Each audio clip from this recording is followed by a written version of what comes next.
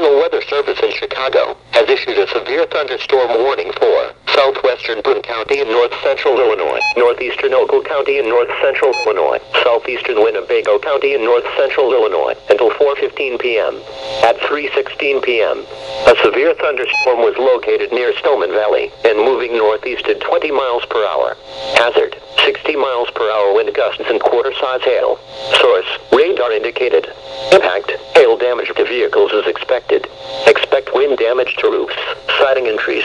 Locations impacted include Rockford Airport, Rockford, Loves Park, Cherry Valley and New Milford.